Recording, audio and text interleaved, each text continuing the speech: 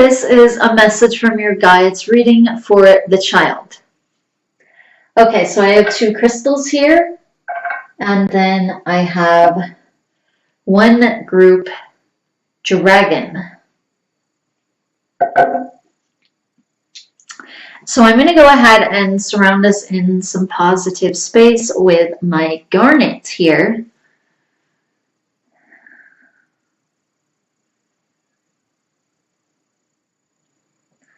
Okay, so there's a lot of solar energies with this, a lot of charged energies with the garnet, and then I actually have my sunstone.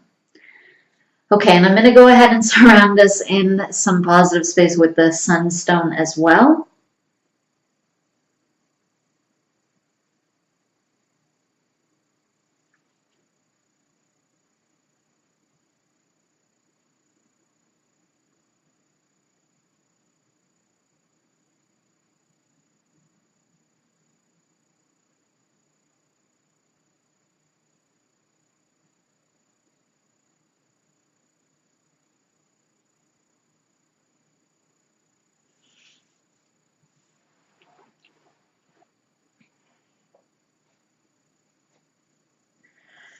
So another thing that garnet tends to have to do with is kind of stirring things up. Like physically, it's really good for things like blood circulation. You can almost think of it like cayenne. Like if somebody takes cayenne, like the spice, if they take it in like a pill form, it's supposed to like help your heart and your blood flow because it helps get things circulating. This is actually what garnet, that's one of the things that it does for your physical body.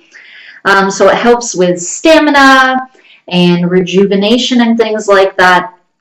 But then when you think about your emotional body and your mental body as well, you can kind of take that same energy and put it to those areas. And spiritually or energetically, also, you can kind of think of it as a very cleansing thing. It stirs things and it removes things, it cleanses things, so it can also surface things, and it can kind of scrub things out. It also charges your energy, and then sunstone here really does that as well. It really gives a very charged, very solar kind of energy. And then, like I said, my group stone here is my dragon / lion guardian. So a lot of charged and grounded energies with that animal as well, of course.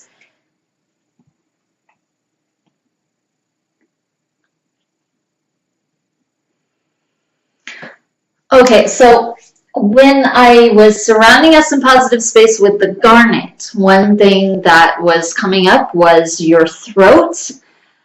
And it was like on one side of your throat, there was like all of this kind of space in there. So it felt like they had cleared something out. And then on the other side, there was something else there. And it felt like it was actually surfacing. So in other words, there was something there, some kind of programming that was filling this space energetically, and they removed it, and now something else is surfacing. This has something to do with like a fear of self-expression. It also has to do with a kind of fear of others and judgments, things like that. So it feels like when they remove this, you're just going to feel more free. You're going to feel more alive. So kind of like what the garnet kind of entails. It brings a lot of energy and life force. So those are some of the things that you're going to feel when this programming is removed. You're going to feel more like you can be yourself. So that's going to feel, it's not only going to feel relieving, but your guides are saying that it actually takes a lot of energy to kind of keep yourself restrained or compose yourself and worry about what other people might think or have that type of energy in your aura at all. It actually can be kind of draining to have that in your auric field. So it can actually be zapping you of energy that you're not even really aware of. And so you would have a lot more energy even than you might actually be aware of. Okay, right. So now they're kind of referring to something that the council says. So this is even like what the council talks about. It gets as deep as that. The council talks about how you have programmings and these things literally zap your energy. They take your vitality, they make you need outside sources. So you literally have to sleep and eat and these basic things like this. You need to take something in, and you also just, your body needs to completely step out, conk out, because of how drained and exhausted it gets. And that's because of like what a low dimension that we're on, but it's due to these beliefs that we're holding, these limitations, these limiting beliefs that we have, and all of these programming. So they literally take our energy. So your guides are saying that it takes a lot of energy to be down here in this lower space. So physically, the more programmings that you remove, actually the more and the more and the more energy that you actually have. But also, they're also saying that you also don't crave as many lower foods. You don't, so they're saying like heavier foods, like not only things like meat, but even things like starches, like potatoes and bread and things like this, like very dense, kind of dense, heavy foods. And you end up craving more like fresh foods. And so that in turn actually gives you even more energy. But what you actually don't realize is that you're actually eating, in a sense, less. Even if you were to eat more quantity of those, or maybe you don't, maybe you eat less quantity because the type of nutrients that you're getting, it's very fresh and alive, maybe you need less. But either way, what you're doing is you're going from a really dense food to a much lighter food. But they're saying that this can actually also, the reverse can happen as well. So you become higher energetically, and now you want higher energy foods. And you automatically don't want lower energy foods, but they're saying that the reverse can also actually trigger the reverse. So let's say the reverse would be you start eating those foods anyway, even if you are maybe craving lower energy food or denser foods, you start eating these higher energy foods and your body starts having more energy and it's utilizing the nutrients in the food better, but this actually triggers something energetically where you end up rising more out of limiting beliefs because you're not eating things that are as dense. And so what your guides are saying is that certain beliefs and thought form programmings and even like emotional traumas and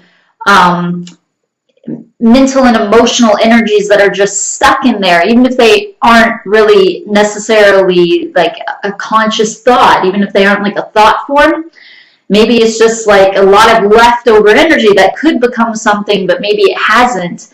It's just kind of trapped energy, but it's still like giving off a vibration of maybe a certain emotion or a certain conflict or this or that, and it's just trapped in there. What they're saying is that some things like that are actually supported by things that make you dense. So whether it's diet or it's a habit, but diet does have a lot to do with it. So there are other things as well, but that's something that they're kind of stressing. Because they're saying that that's something that's very kind of quick. It's almost like this quick fix. It's very easy to go on like a cleanse or think about changing your diet or your lifestyle in that way, in the way of diet.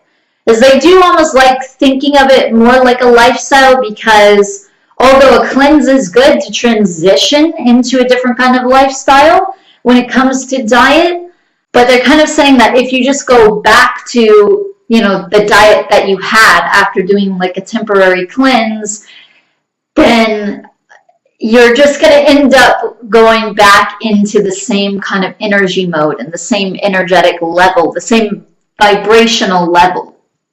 And so it's like there was no real point of it.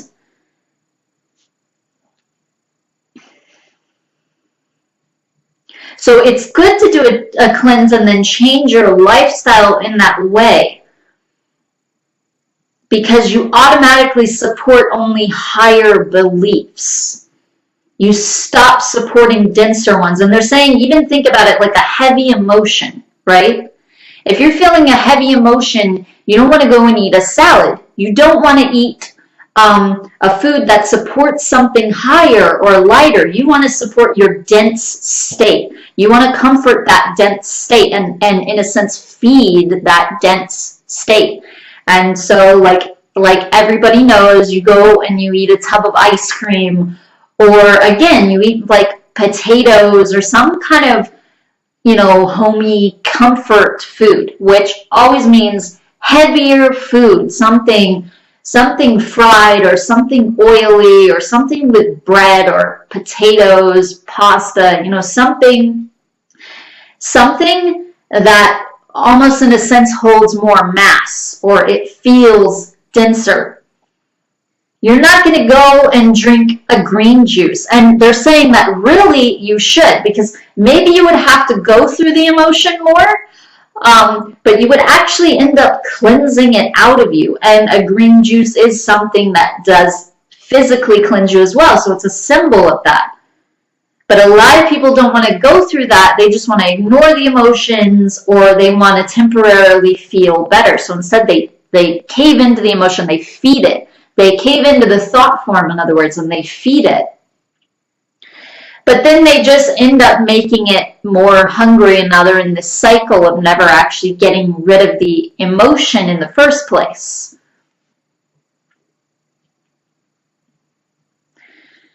So they're saying that this is very important, to be aware, even physically, of what can actually support the beliefs that you have that aren't serving you or that are negative. Okay, so that is all that your guides have to say for this reading. So thank you. Okay,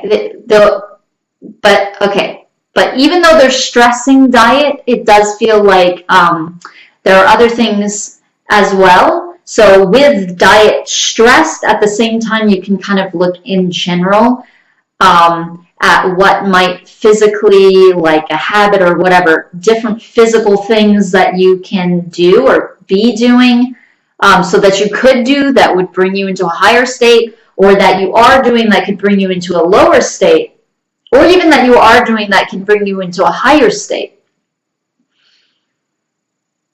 So what helps to cleanse you, what helps to lighten you up, and this can even be like a mental or emotional habit, but one that you're physically acting on. So they're saying that with diet stress, you can also look at this concept in general and think about what you might be physically doing. Okay, so that is all that your guides have to say for this reading. So thank you very much, the child, for allowing me to do another reading for you, and I will see you next week. Namaste.